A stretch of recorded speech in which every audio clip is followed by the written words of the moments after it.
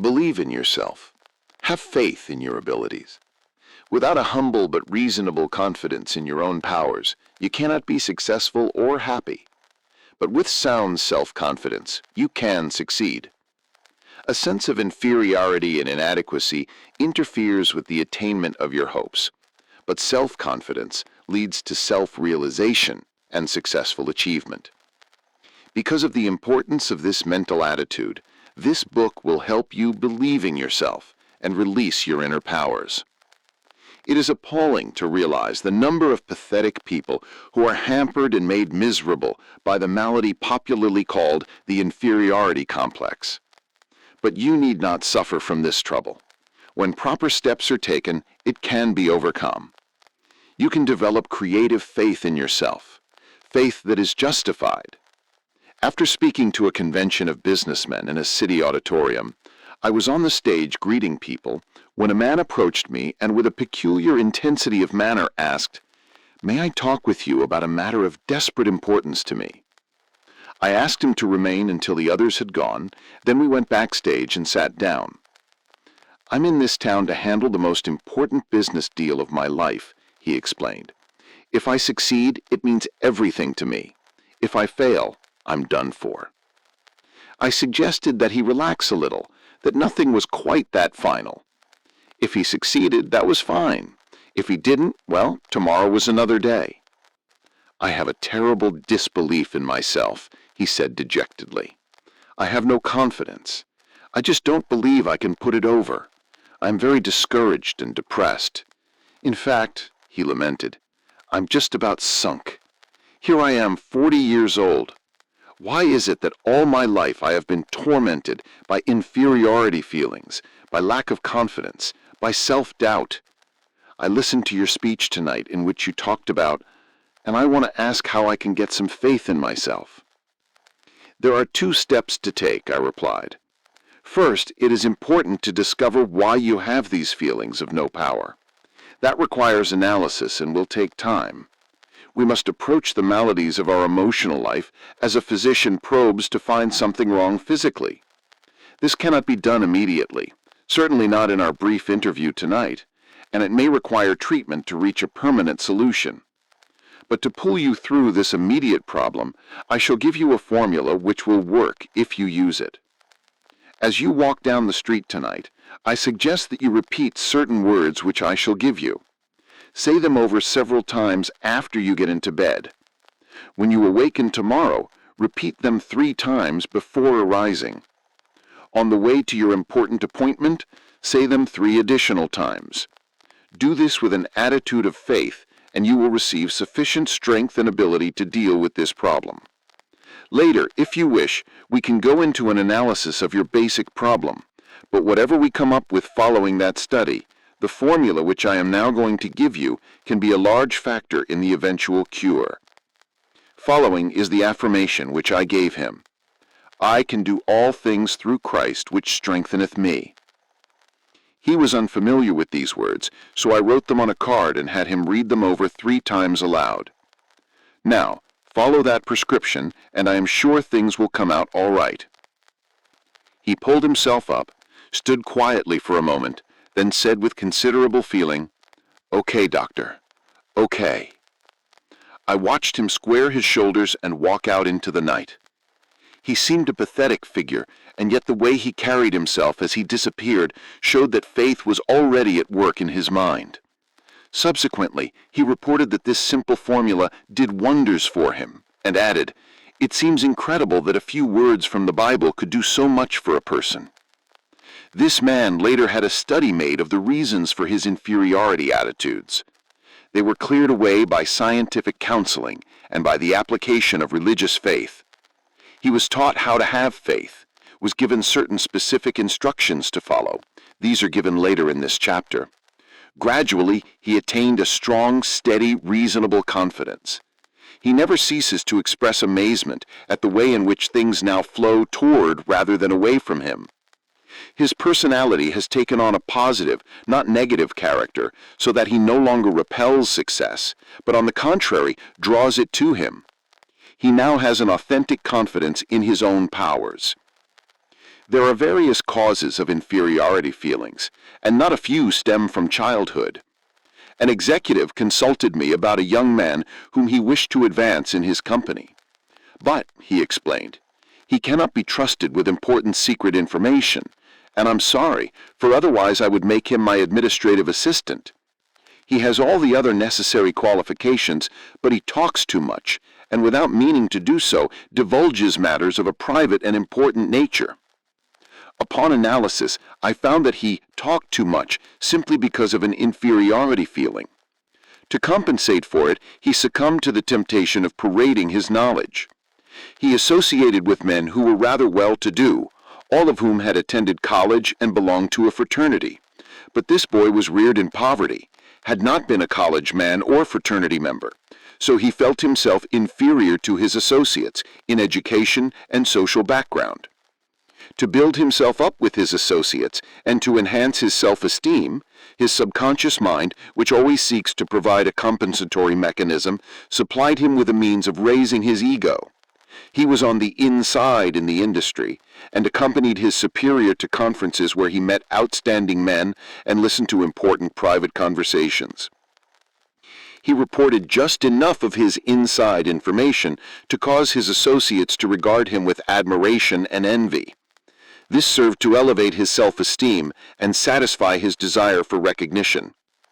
When the employer became aware of the cause of this personality trait, being a kindly and understanding man, he pointed out to the young man the opportunities in business to which his abilities could lead him. He also described how his inferiority feelings caused his unreliability in confidential matters. This self-knowledge, together with a sincere practicing of the techniques of faith and prayer, made him a valuable asset to his company. His real powers were released. I can perhaps illustrate the manner in which many youngsters acquire an inferiority complex through the use of a personal reference. As a small boy, I was painfully thin. I had lots of energy, was on a track team, was healthy and hard as nails, but thin. And that bothered me because I didn't want to be thin. I wanted to be fat. I was called skinny, but I didn't want to be called skinny. I wanted to be called fat. I longed to be hard-boiled and tough and fat. I did everything to get fat. I drank cod liver oil, consumed vast numbers of milkshakes, and ate thousands of chocolate sundaes with whipped cream and nuts, cakes and pies innumerable, but they did not affect me in the slightest. I stayed thin and lay awake nights thinking and agonizing about it. I kept on trying to get heavy until I was about 30, when all of a sudden, did I get heavy? I bulged at the seams. Then I became self-conscious because I was so fat, and finally had to take off 40 pounds with equal agony to get myself down to respectable size. In the second place, to conclude this personal analysis, which I give only because it may help others by showing how this malady works, I was a minister's son and was constantly reminded of that fact. Everybody else could do everything, but if I did even the slightest little thing, you are a preacher's son. So I didn't want to be a preacher's son because preacher's sons are supposed to be nice and namby-pamby. I wanted to be known as a hard-boiled fellow. Perhaps that is why preachers' sons get their reputation for being a little difficult, because they rebel against having to carry the banner of the church all the time. I vowed there was one thing I would never do, and that was to become a preacher. Also, I came of a family where practically every member was a performer in public, a platform speaker, and that was the last thing I wanted to be. They used to make me get up in public to make speeches when it scared me to death, even filled me with terror. That was years ago, but the twinge of it comes to me every now and then when I walk onto a platform. I had to use every known device to develop confidence in what powers the good Lord gave me. I found the solution of this problem in the simple techniques of faith taught in the Bible.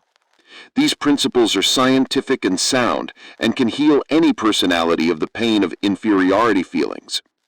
Their use can enable the sufferer to find and release the powers that have been inhibited by a feeling of inadequacy.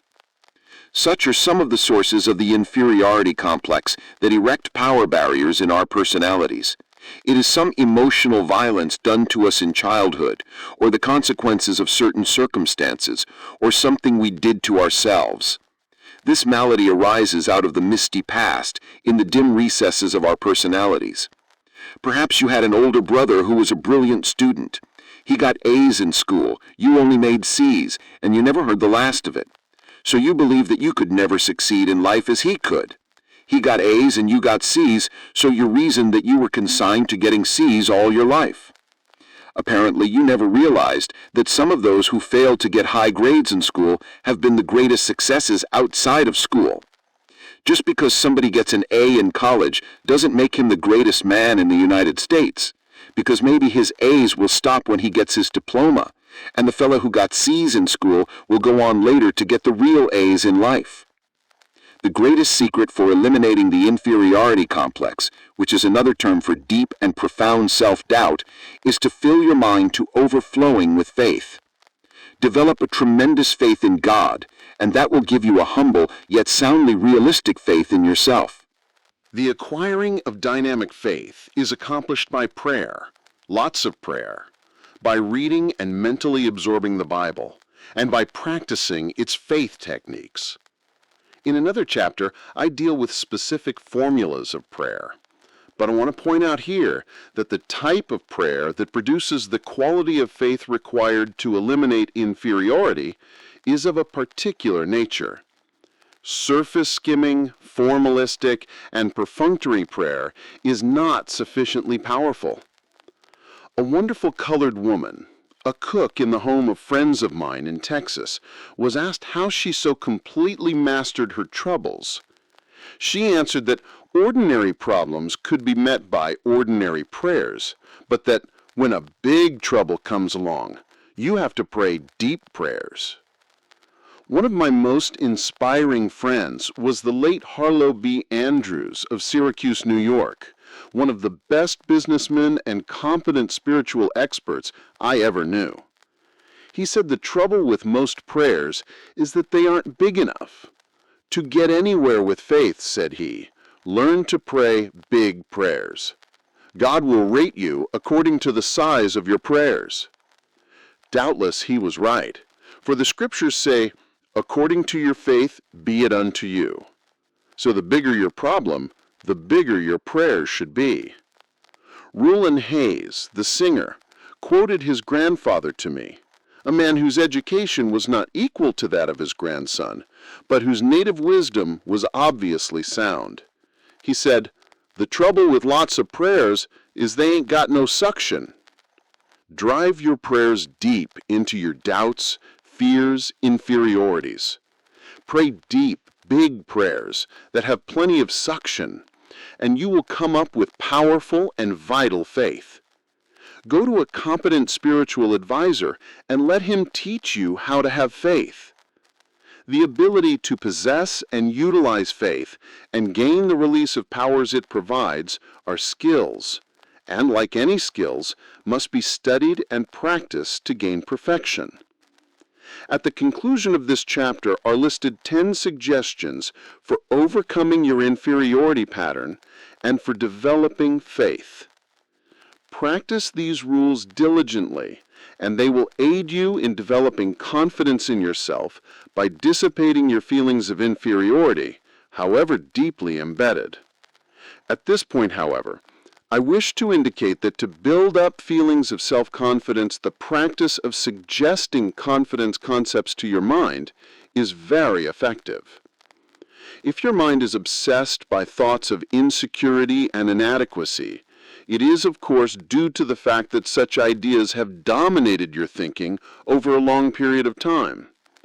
Another and more positive pattern of ideas must be given the mind, and that is accomplished by repetitive suggestion or confidence ideas.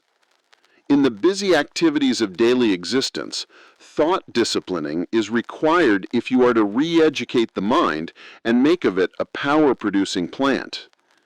It is possible, even in the midst of your daily work, to drive confident thoughts into consciousness. Let me tell you about one man who did so by the use of a unique method. One icy winter morning, he called for me at a hotel in a Midwestern city to take me about 35 miles to another town to fill a lecture engagement. We got into his car and started off at a rather high rate of speed on the slippery road. He was going a little faster than I thought reasonable, and I reminded him that we had plenty of time, and suggested that we'd take it easy. "Don't let my driving worry you," he replied. "I used to be filled with all kinds of insecurities myself, but I got over them. I was afraid of everything. I feared an automobile trip or an airplane flight, and if any of my family went away, I worried until they returned. I always went around with a feeling that something was going to happen, and it made my life miserable. I was saturated with inferiority and lacked confidence. This state of mind reflected itself in my business, and I wasn't doing very well. But I hit upon a wonderful plan which knocked all these insecurity feelings out of my mind, and now I live with a feeling of confidence, not only in myself, but in life generally. This was the wonderful plan." He pointed to 2 clips fastened on the instrument panel of the car just below the windshield, and reaching into the glove compartment, took out a pack of small cards. He selected one and slipped it beneath the clip. It read, "If we have faith, nothing shall be impossible unto you." He removed that one, shuffled expertly through the cards with one hand as he drove, selected another, and placed it under the clip. This one read, "If God be for us, who can be against us?" He explained, "I'm a traveling salesman, and I drive around all day calling on my customers. I've discovered that while a man drives, he thinks all kinds of thoughts. If his pattern of thought is negative, he will think many negative thoughts during the day, and that, of course, is bad for him. But that is the way I used to be. I used to drive around all day between calls drinking fear and defeat thoughts, and incidentally, that is one reason my sales were down. But since I have been using these cards as I drive and committing the words to memory, I have learned to think differently. The old insecurities that used to haunt me are just about all gone, and instead of drinking fear thoughts of defeat and ineffectiveness, I think thoughts of faith and courage. It is really wonderful the way this method has changed me. It's helped in my business too, for how can one expect to make a sale if he drives up to a customer's place of business thinking he is not going to make a sale? This plan used by my friend is a very wise one. By filling his mind with affirmations of the presence, support, and help of God, he had actually changed his thought processes. He put an end to the domination of his long-held sense of insecurity. His potential powers were set free. We build up the feeling of insecurity or security by how we think.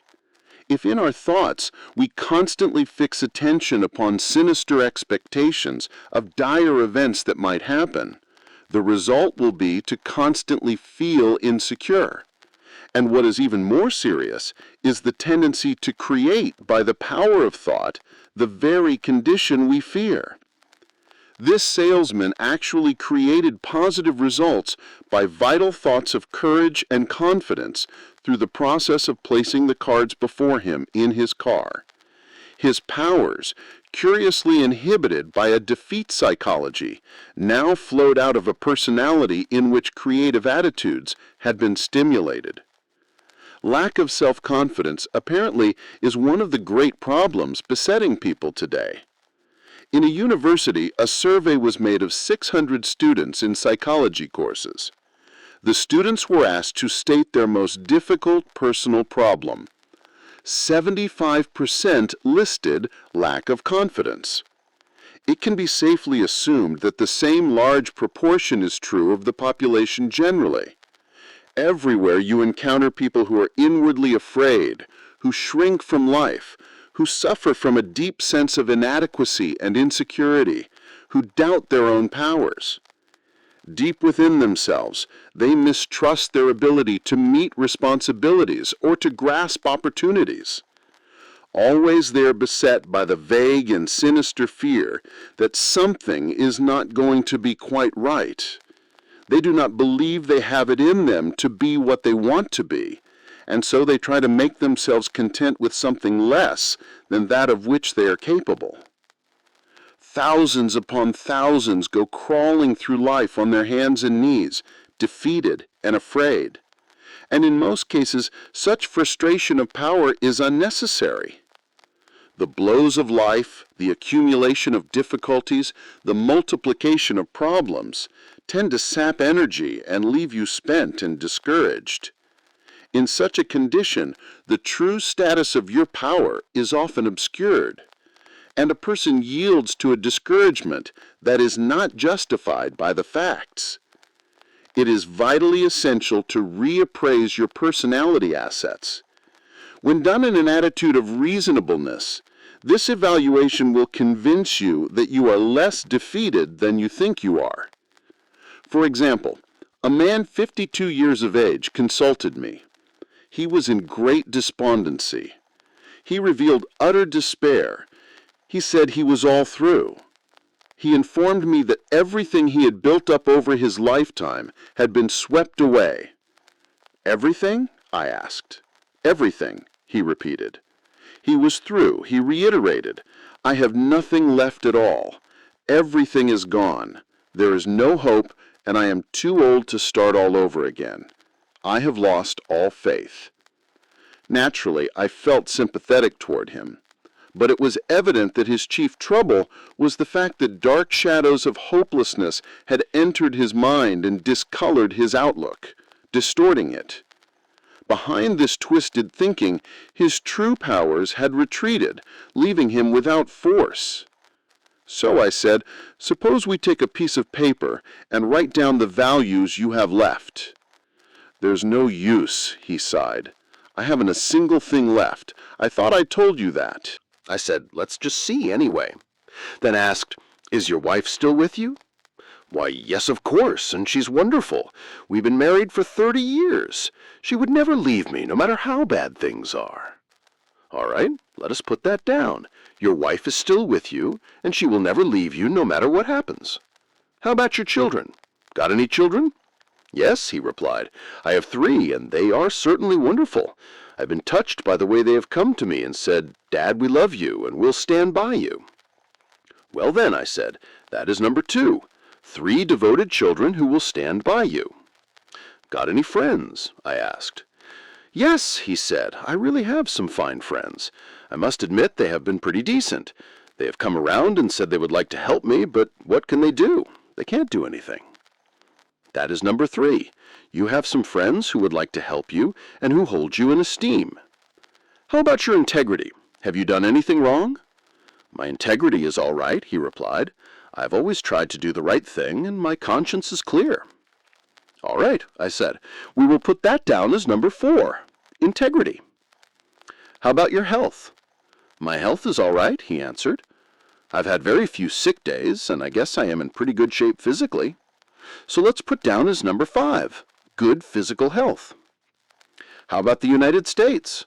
Do you think it's still doing business and is the land of opportunity?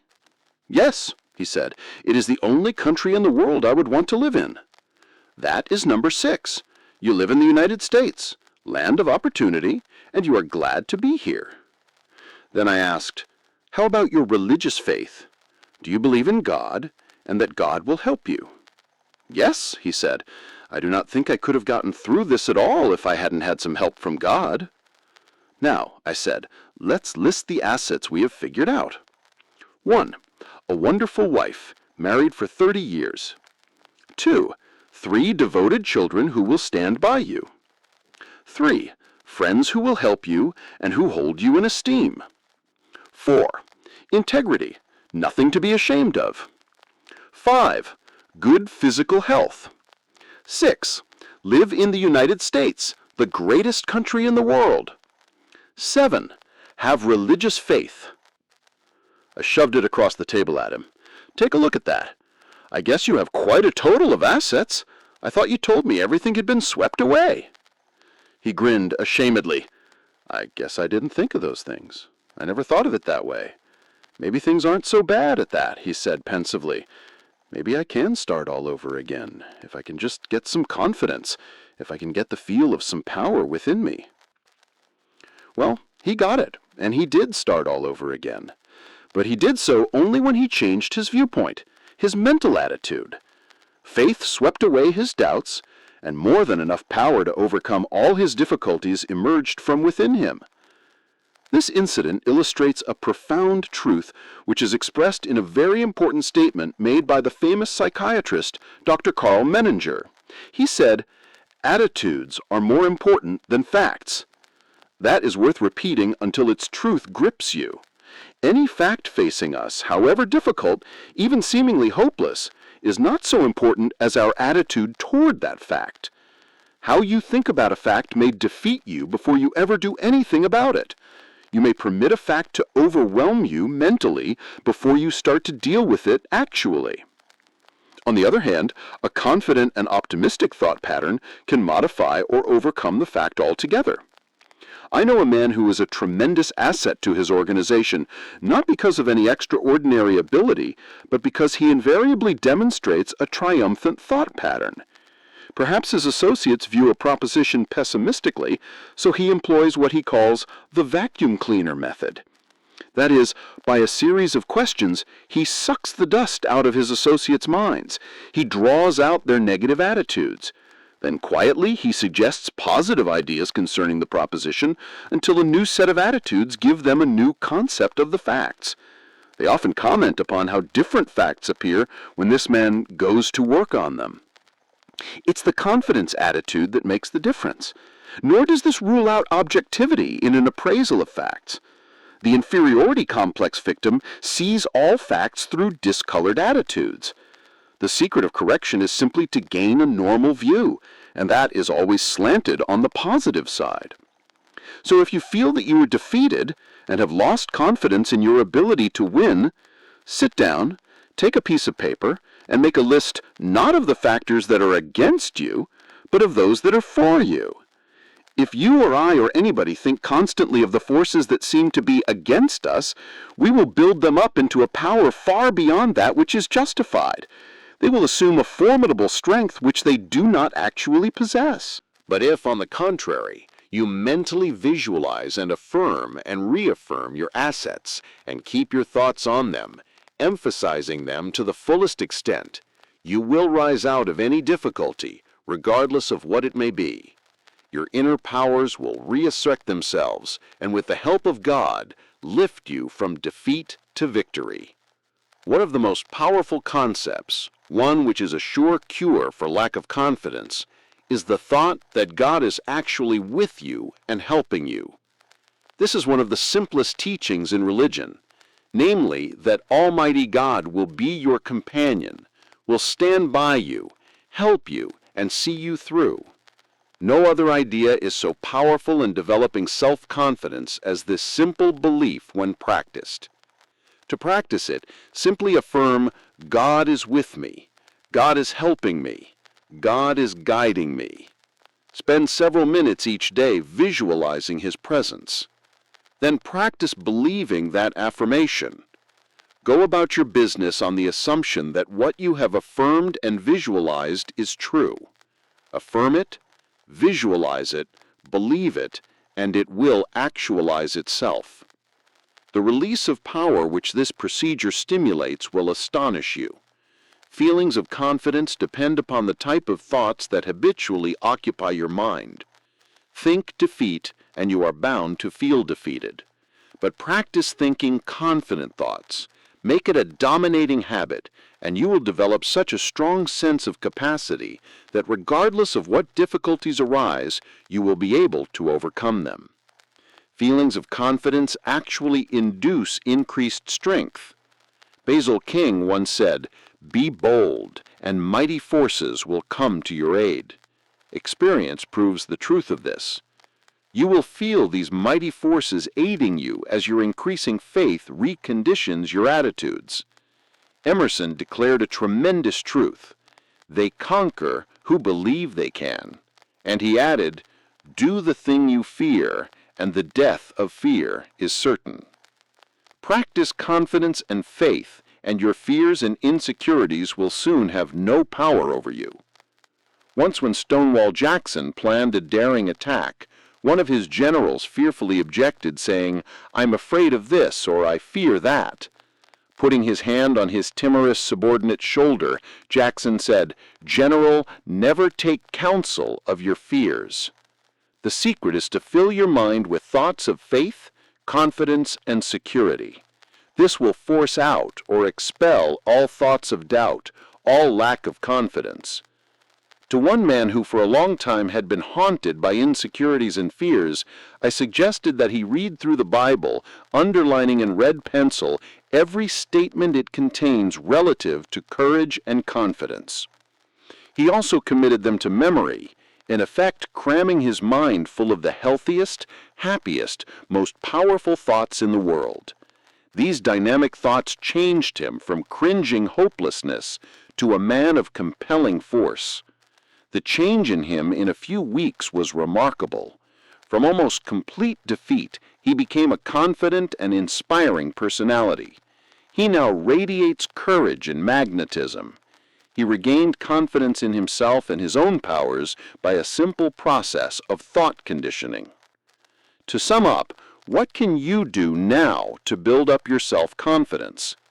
Following are 10 simple, workable rules for overcoming inadequacy attitudes and learning to practice faith. Thousands have used these rules, reporting successful results. Undertake this program, and you too will build up confidence in your powers. You too will have a new feeling of power. 1. Formulate and stamp indelibly on your mind a mental picture of yourself as succeeding. Hold this picture tenaciously. Never permit it to fade. Your mind will seek to develop this picture. Never think of yourself as failing. Never doubt the reality of the mental image. That is most dangerous, for the mind always tries to complete what it pictures. So always picture success, no matter how badly things seem to be going at the moment. 2. Whenever a negative thought concerning your personal powers comes to mind, deliberately voice a positive thought to cancel it out. 3. Do not build up obstacles in your imagination. Depreciate every so-called obstacle. Minimize them.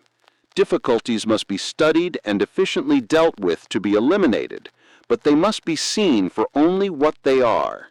They must not be inflated by fear thoughts. 4. Do not be awestruck by other people and try to copy them. Nobody can be you as efficiently as you can. Remember also that most people, despite their confident appearance and demeanor, are often as scared as you are and as doubtful of themselves. 5. 10 times a day, repeat these dynamic words, "If God be for us, who can be against us?" Pause the video now and repeat them slowly and confidently. 6. Get a competent counselor to help you understand why you do what you do. Learn the origin of your inferiority and self-doubt feelings, which often begin in childhood. Self-knowledge leads to a cure. 7.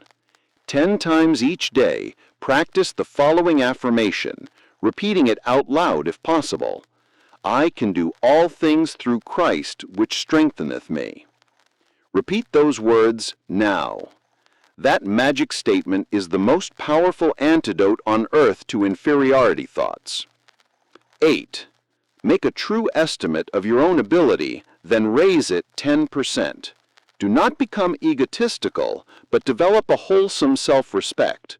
Believe in your own God-released powers. 9. Put yourself in God's hands. To do that, simply state, I am in God's hands.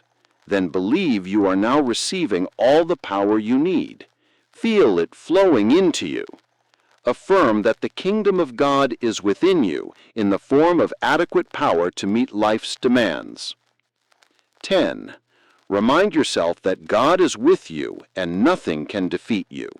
Believe that you now receive power from Him.